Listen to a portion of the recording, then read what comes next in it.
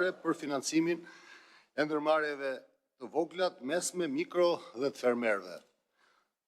Ky memorandum synon lehtësimin e shkëmbimit të informacionit dhe të opinioneve midis institucioneve publike dhe sektorit bankar, si një parakusht i nevojshëm për dizenjimin e instrumenteve të duhura për rritjen e aksesit në kredi të këtyre segmenteve të rëndësishme të ekonomisë shqiptare.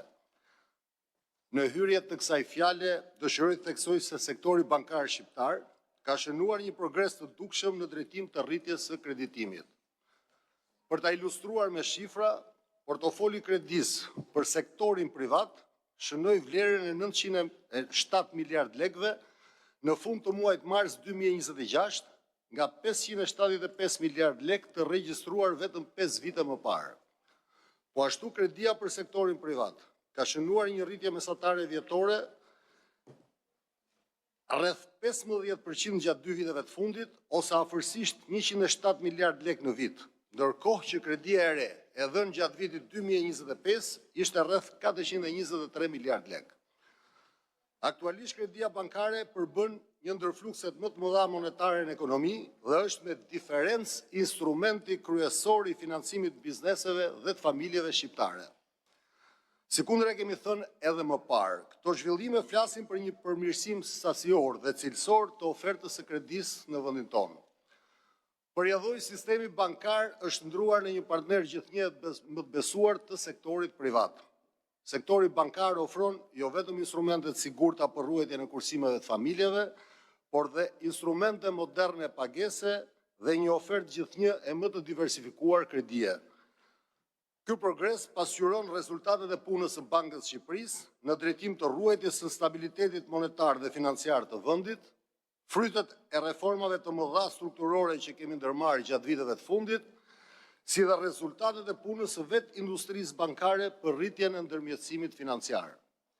Megjithatë, ecuria pozitive e kreditimit gjatë kësaj periudhe përmban në vetvete një ritëm të diferencuar rritje ndërmjet bizneseve të kategorizuara sipas madhësisë dhe sektorit ku ato operojnë.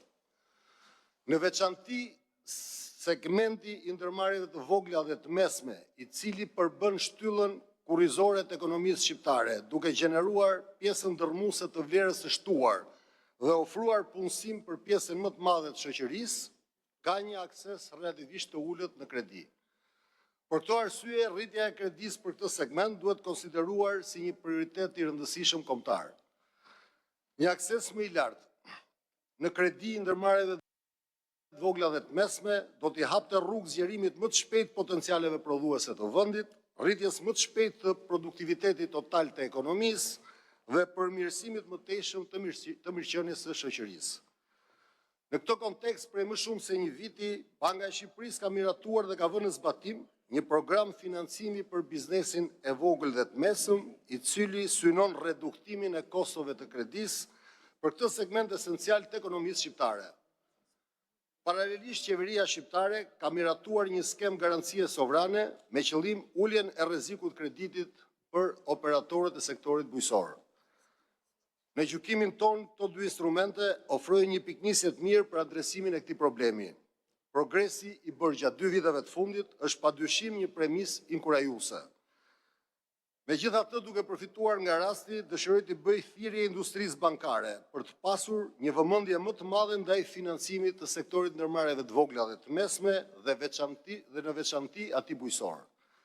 Ky sektor përmban potenciale të pashfrytzuara për zgjerimin e industrisë bankare, duke kontribuar në zhvillimin afatgjatë të vendit, por pa cënuar normat e prudencës.